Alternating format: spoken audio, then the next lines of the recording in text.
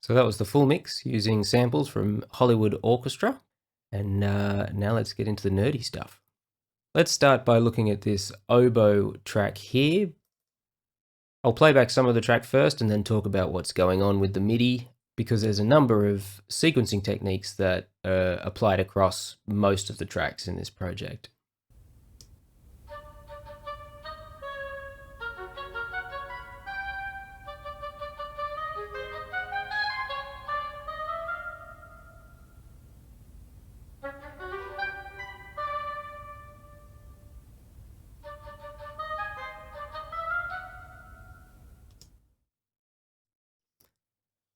So this whole track is made up of 3 different articulations, and that is the staccatissimo, staccato, and marcato short. And this is generally how I like to set up my shorts tracks. And I do that by using expression maps in Cubase. In Logic, they're called articulation sets.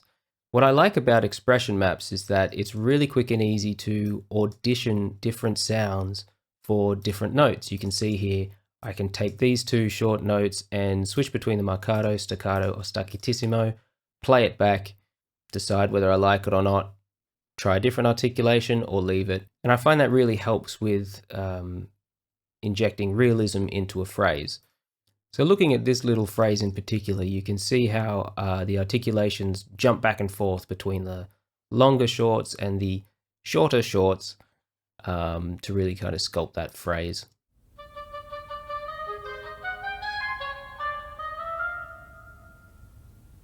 See here we've got the marcato selected, which extends the note.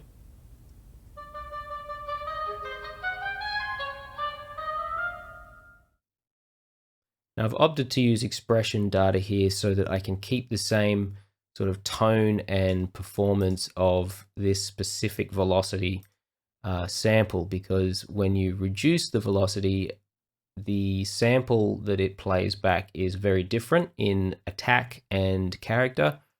And so if I wanted to crescendo with velocity like this,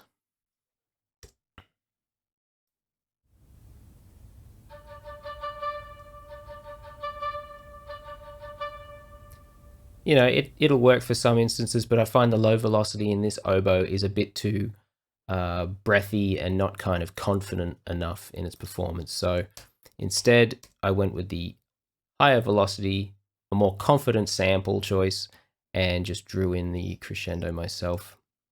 And so even for passages like this run, it's just using these 3 short notes. I didn't use a legato patch or a runs patch or anything like that. Maybe it would have been better. I didn't even try. I was just being lazy because I know that you can get quite far with a setup similar to this.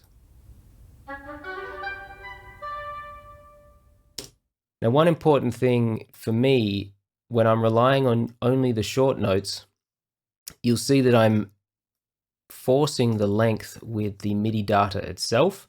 I'm not actually giving these notes their full length. Now, in order to do that, you must manually set your release tails in Opus. So you can see here I've lowered the staccatissimo release to about 100 milliseconds. When you first load it, by default, I think it's up at it's either up at a few seconds or 700 milliseconds or so, because they want to give you the full sample every time you trigger the note, which is understandable. That's the most natural and the most realistic way to use the samples. They're not getting artificially cut off. However, this piece is particularly bouncy and pointy with their short samples, and the natural staccatissimos just simply lingered on too long. And I find that if you pair the track with a nice reverb, then you actually do have a lot of wiggle room with how long you want the notes to be, and you can artificially shorten them, and I don't think it's a big deal. So naturally those samples would sound more like this. And you can kind of hear the room build up behind that more than anything.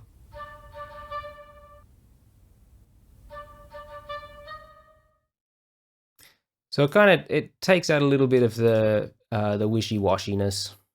And so I actually shortened the release knob on all of these tracks because at some point all of these instruments, almost all of the instruments, are playing a very similar staccatissimo, very pointy kind of passage. The flutes are another good example of that. So I'll increase the release knob on the flutes just to give you an idea of what that would have sounded like out of the box.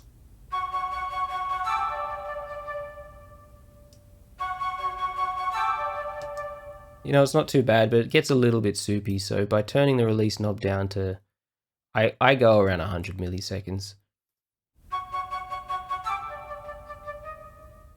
So by shortening the MIDI lengths of these notes, we are cutting off the real hall sound and the natural decay, but we're getting a more realistic performance for this phrase.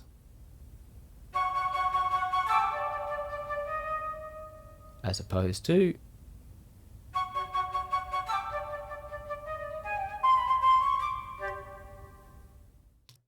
and in the flutes, similar to the oboe, you can see I've got the three different short lengths loaded up, marcato, staccato, and staccatissimo. And particularly with these triplet figures, they really help smooth them out and create a longer note for the start of each trill figure, and lifting off with the staccatissimo as the player jumps up to the next note. Now, as nice as the flutes are, and as short and pointy as I could make them with the release trick, they still lack a bit of this natural breathy, overblowy texture that is present in the recording. This is where layering can come in handy. So I went through the flute patches to try and find anything that would have a bit of a breathiness to it, and I found the repetition samples, which is in the effects category here. And now what these repetitions are, well, I'll just play one that'll explain it better. So that's a recorded phrase, which then they time stretch to your tempo. So that's obviously more realistic than repeating staccatissimo individual samples. But what I found is that the repetition samples had a natural breathy attack to it. So again, by reducing the release knob in Opus, you can now play the repetition sample like it's a breathy staccatissimo. Now, honestly, listening to that now, that might have even worked by itself, but instead I chose to layer it over the top of the flutes. So I'll play back just the flutes by themselves, and then I'll layer in my chiff trick. And with the chiffs.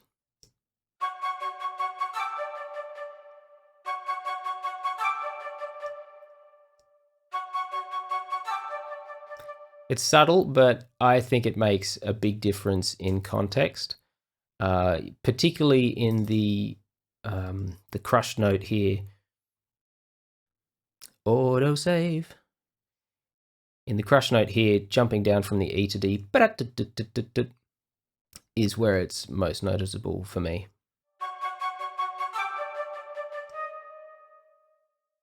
Some other layering I did in a similar vein were with the horns.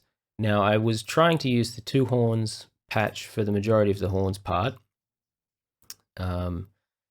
There's the scientific reasoning of 3 notes of a 2 horns patch gives you 6 horns in total, and that's more realistic to the ensemble that would have been used. I don't care too much about that, because as you'll notice further on in the track, I've got 10 horns playing, and I don't care. But where the layering comes into play is this section here.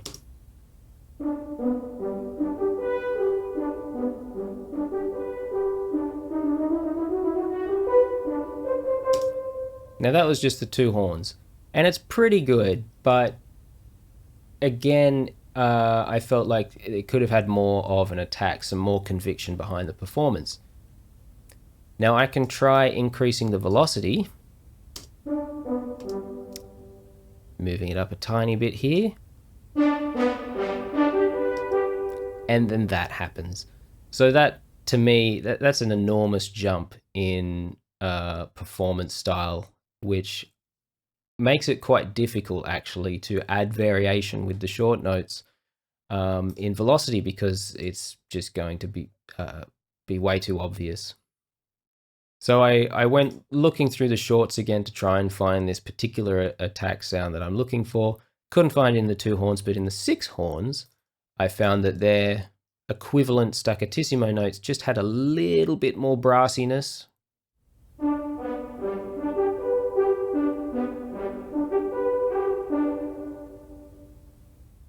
So I quite like the sound of that, apart from it being thick as a 6 horn part. But they've got more of that dwap wap wap attack to it, which the 2 horns didn't have quite as much. So in a crude attempt to try and get the best of both worlds, I layered those 6 horns quietly underneath the 2 horns, and this is what I got.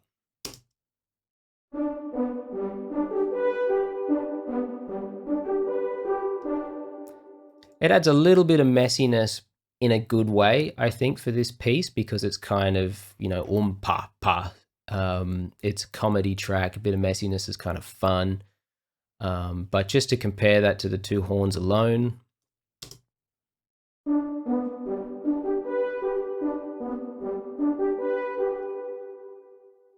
and then together.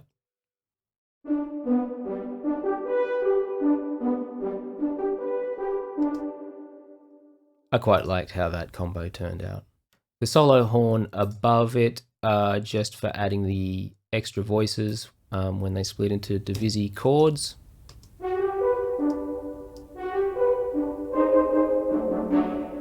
Instead of playing the chords with the 6 horn and 2 horn patch and making it a bit too thick, it just helps maintain clarity.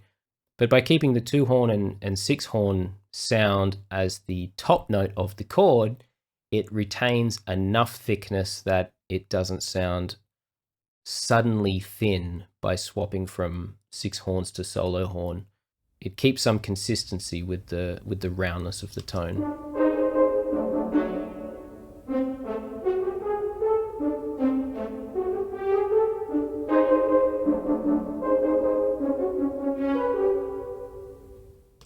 And again, you can see I use the Marcato patch to sort of lead into phrasing when that longer note really helps.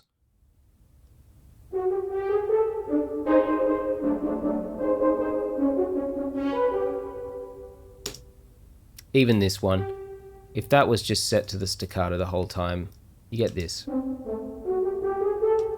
Which for a mock-up, that's fine. Oh, just changing that one note.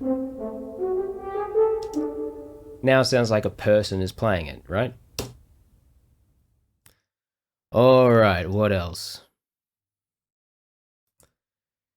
Strings, everyone loves strings. I don't even know what to talk about with the strings, but let's just play back some of it and see what happens.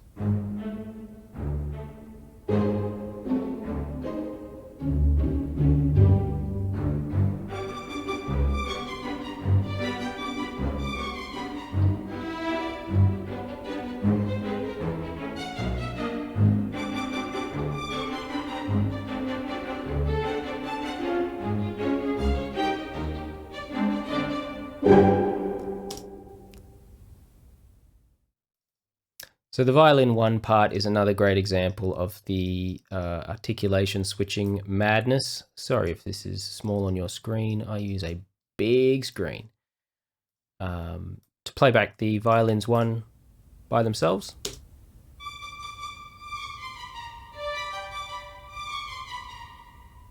It adds kind of like that push-pull effect, you know. Again, it's the longer notes to lead into the phrase. And then bouncing back and forth between staccatissimo and spiccato, I've found helped just reduce that sampley machine gun effect even more. Hollywood Strings in particular is fantastic with the amount of shorts articulations that they offer. Most other libraries give you maybe 2 or 3, but you can see here we've got staccato, staccato on bow, staccato slur, staccatissimo, spiccato, and then marcato. I mean, the flexibility that gives you is quite impressive, actually. I can see that I've only used the stuck slur once to do a bit of an appoggiatura by the look of things. Let's see what that sounded like.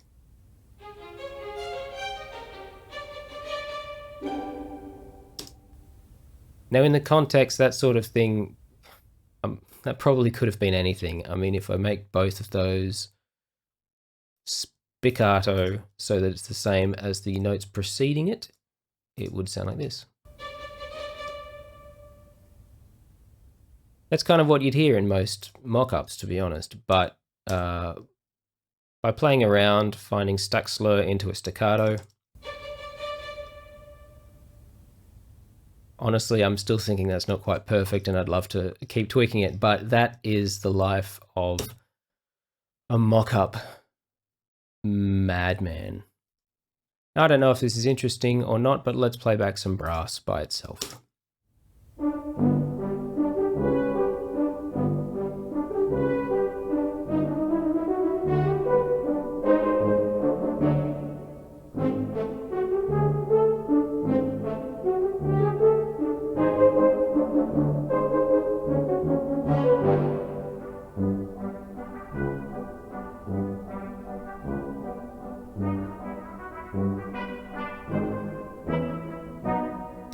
So that's an interesting point, I suppose. There's trumpets in there, but they're very quiet. That's one of those classic John Williams color blending techniques with his orchestration, where you can't necessarily pick out a specific instrument, but he uses a combination to just sort of fill in different areas of the frequency spectrum and alter the color a little bit. So in context, the trumpets are doubling with the oboes, looks like the clarinets, violin 2. And so if I were to try and play back all of those parts together,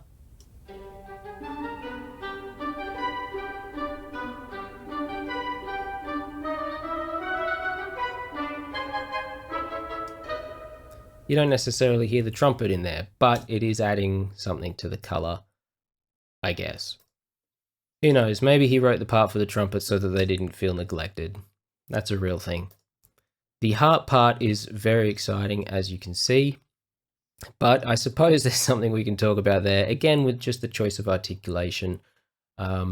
Hollywood harp in particular has this very nice gliss technique, which is like a thinner kind of sparkly version of the standard harp pluck, and it works really well when notes are overlapping because it doesn't get thick, which is really common with harp libraries. So if I change all these notes to the standard pluck articulation, for instance, and play this back, that's kind of the classic harp sound that we're used to hearing, a nice kind of full-bodied sound. Changing that to the Gliss technique,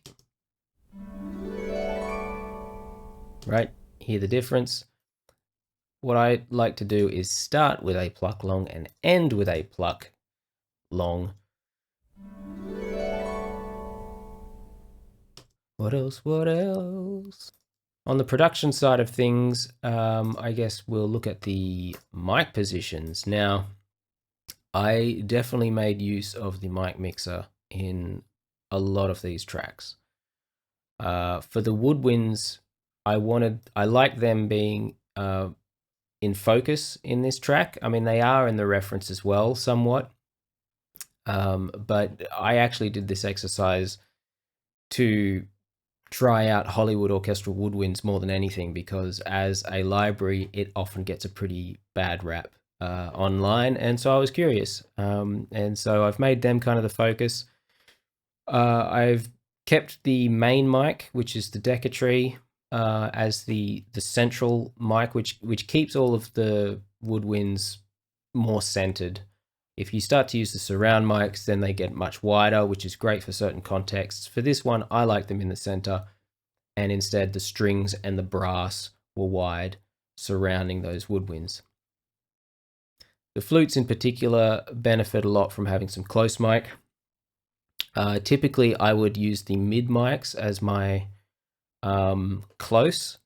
I find it gives the presence and the clarity without sounding too in your face, and it helps. It maintains some of the space and the width around the instrument better than the close. But in this situation, just for flute 1, I did have the close mic turned up as well.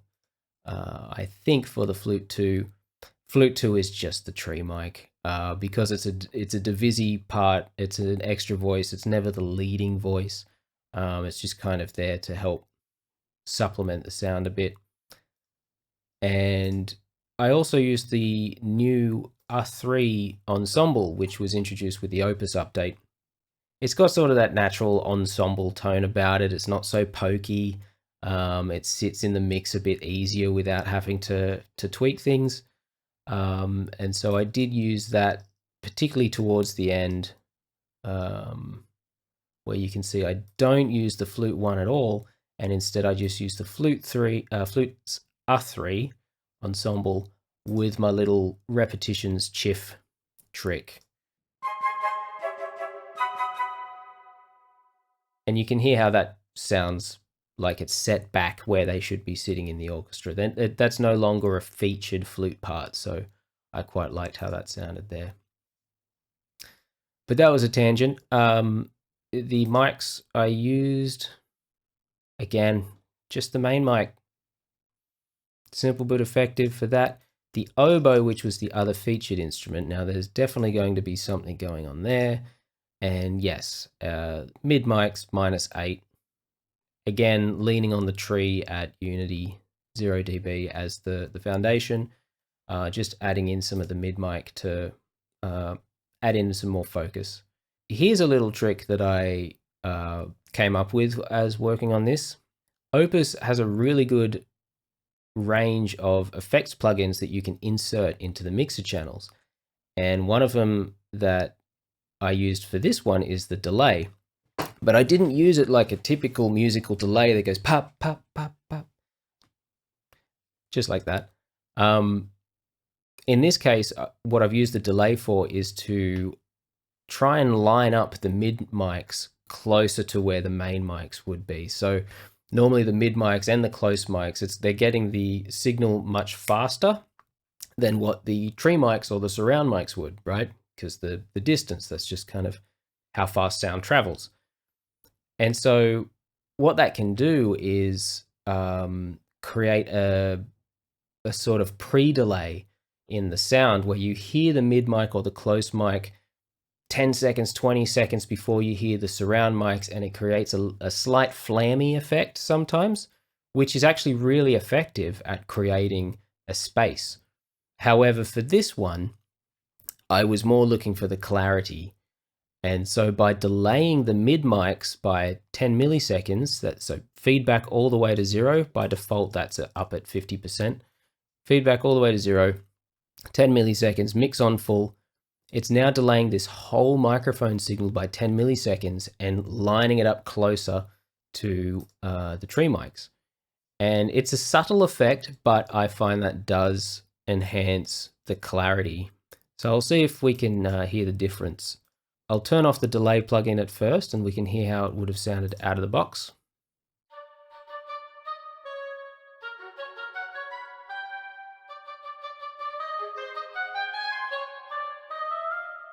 And that's a nice, pleasant sound. But if you align the mid mics,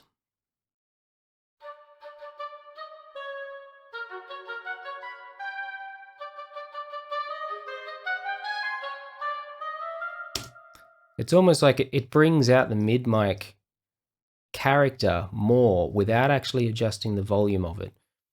The microphones I use for the brass, let's have a quick squiz here. So I opted to use the surround mics instead of the tree mics for the brass as the main, as the core sound, because I feel that the East West Studio room is not particularly flattering for brass as much as a bigger room is. Brass really benefits from having a big space around it. And so by using the surround mics, I'm just choosing a mic that's got more distance between the players and the microphones than what the tree mic did, but then introducing the mids to get a bit of that focus back in. So mids are at -4 dB, surround at 0 for the horns, but then I've also used, by the looks of things, this pan tool. Now the pan tool is another plugin you can add into Opus's mixer. And the primary reason I use that is so that I can reduce the width of a particular signal. So the mid mics are another stereo signal, even though it's a close perspective of the instrument, that it's still mic'd in stereo. And so you kind of get, it's like having a close mic in each ear. And sometimes when playing through the articulations, you hear the stereo image quite close in both ears. So I reduced the width of that just to kind of center it in more and then pan it to where I want that horn to be coming from, which in this case, 30% to the left. So that's the 2 horns. 6 horns I only used as a layer, so I probably didn't need them to have much clarity. And yet, I did the same thing. -4 dB on the mids, 0 on the surround, and that's probably pretty common across the rest of them.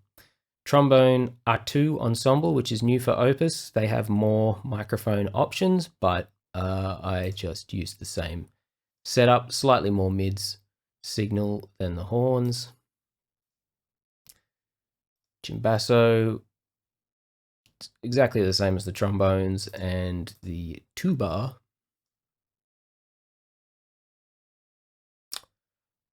at some point liked the tree but muted it in the end, so I'll save some RAM by turning that off.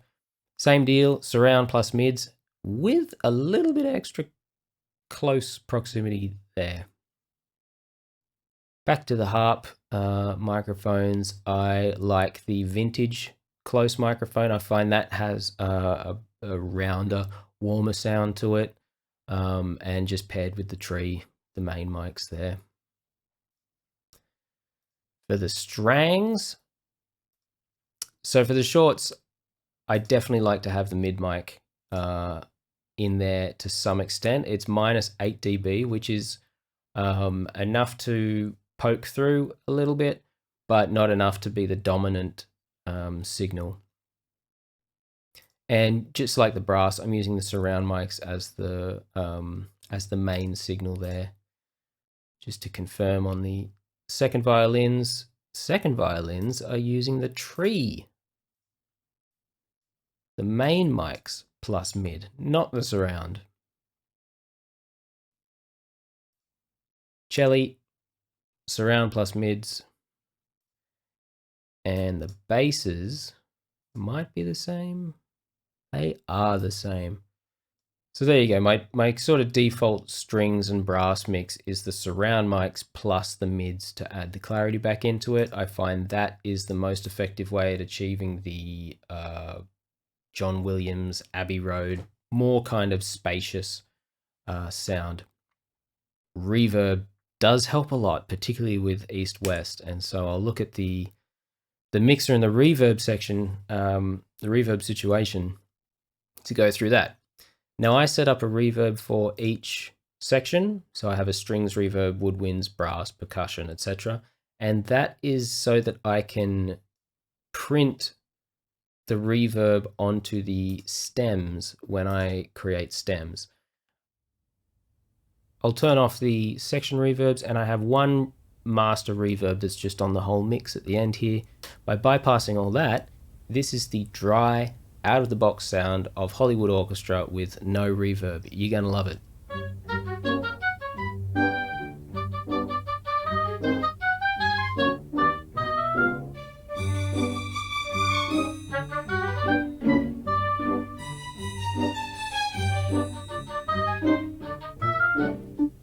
And that's enough of that. And you can see, you can probably hear how the samples are getting cut off now because I've done the release tail trick. But adding in the section reverbs,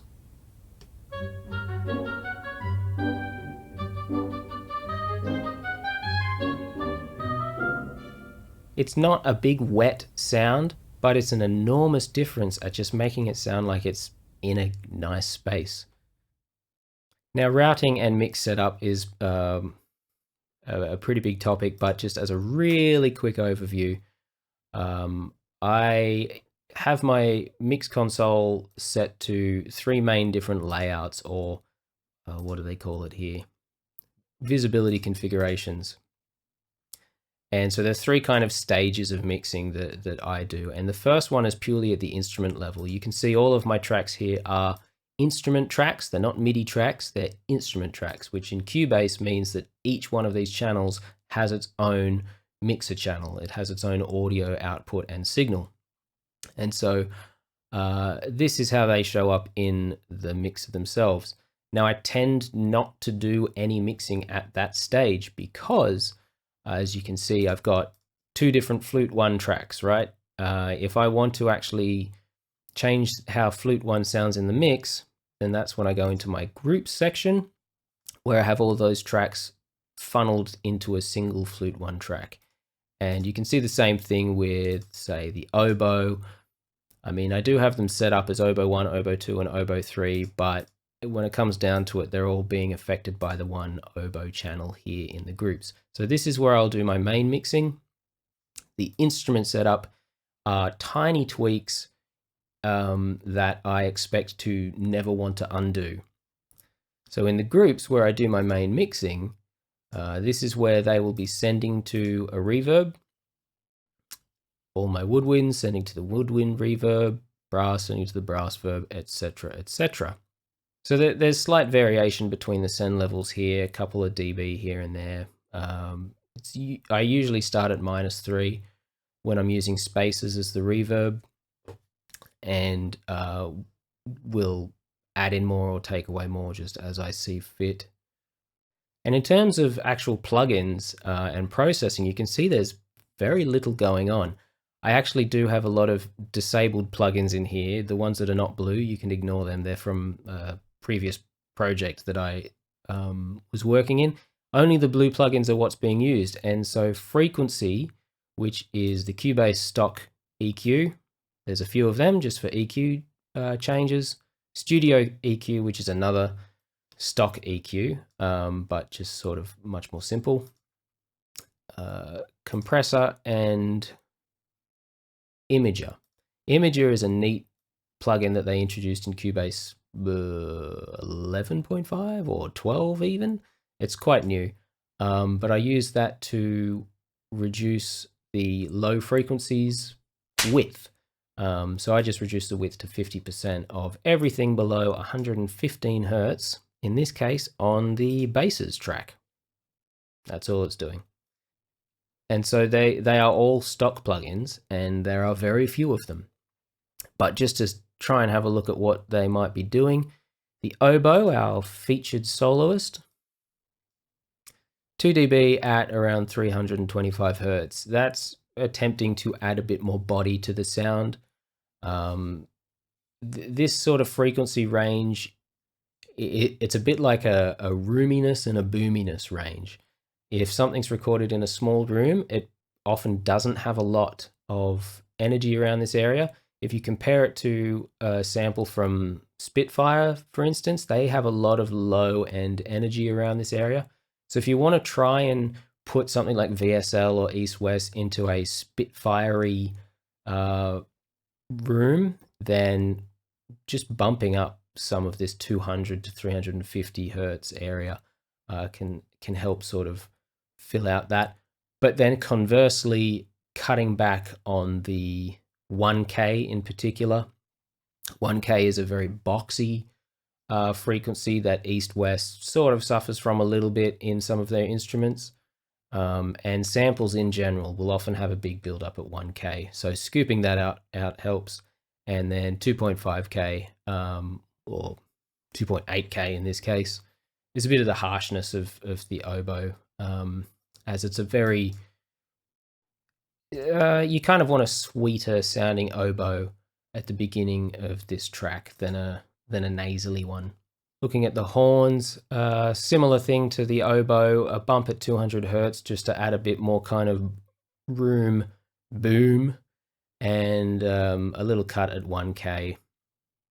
Now these are bigger cuts than what it looks like. This EQ plugin makes everything look like small bumps, but they're actually quite significant. You can see this number 2 band here is adding 4 dB at 200 hertz, and even 4 dB might not sound like a lot, but that's a pretty significant move when it comes to orchestral samples. I find most of my EQing is around between 1 dB and 4 dB of changes. So don't be fooled if you use this frequency plugin. Just make very small changes, because you can see over here where the scale is, it's a scale of 30 dB. And a lot of EQ plugins will start off with a scale of 12 or 16 dB, so it makes it look more significant. Anyway, that's a bit of a tangent. More roomy boomy and less boxy soxy. 6 horns.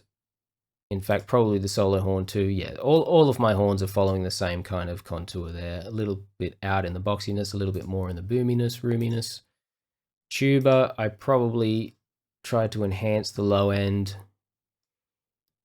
Yeah, so this is 100 hertz, 90 hertz, 100 hertz. That's like a nice beefy, bassy frequency range, which tuba and contrabass will often benefit from a little boost there. And again, a cut at 1K. Classic 1K scoop. Now you'll see this orange pan bar here. What I've basically done there is flip the stereo image of the harp. And that was just based on the reference. I found that East West's harp was over one side, and in the reference, the harp was over the other side. Panning is going to mess up your stereo image if you try and pan from left to right. But by flipping the stereo image, it retains its natural width and space, except it's just on the other side. And in Cubase, to do that, you need to select the combined panner. It's set to stereo balance panner by default.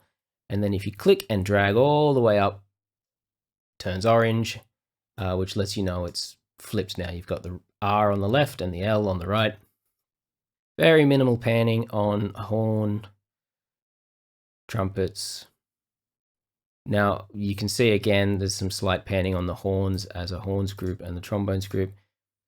These blue tracks here are just another funneling system for the groups from the previous page to be consolidated even more. So flutes as a stem would incorporate piccolo, flute 1, flute 2, flutes ensembles, all flutes.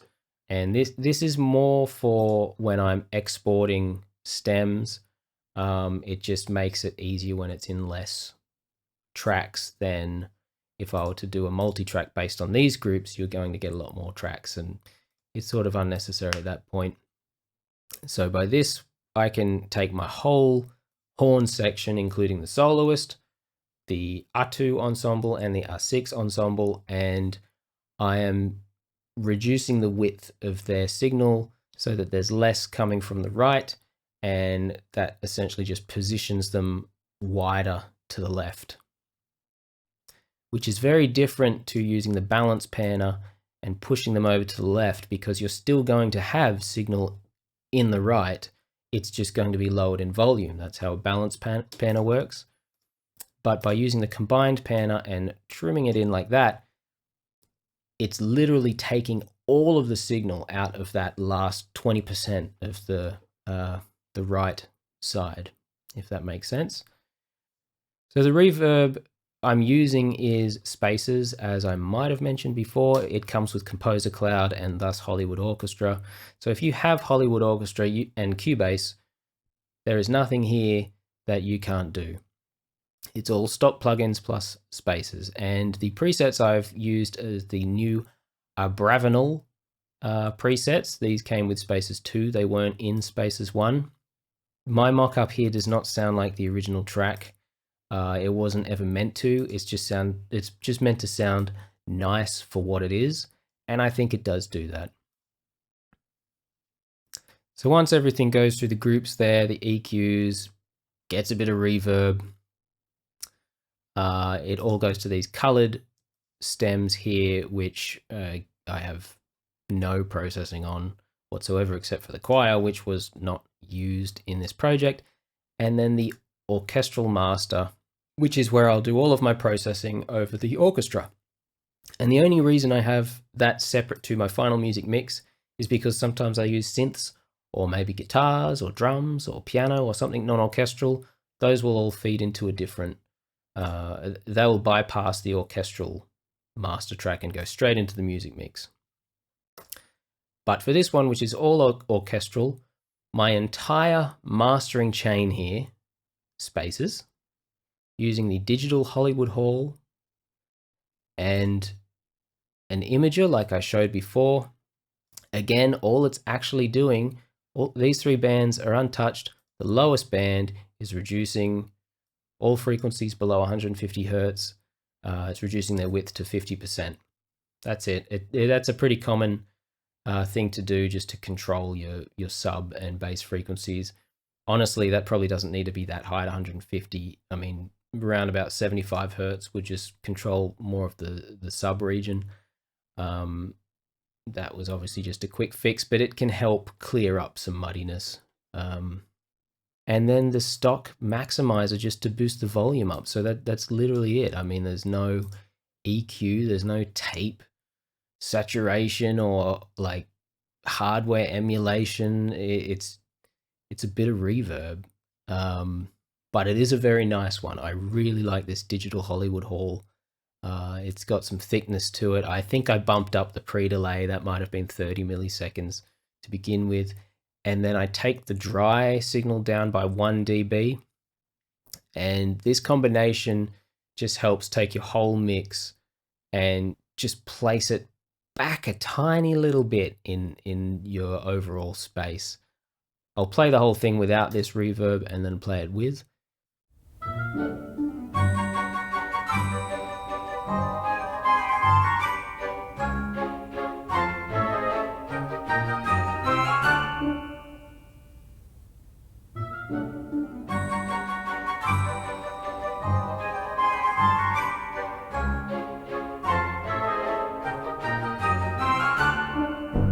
It just fills in all the gaps that are present in the samples, and it just makes it pleasant.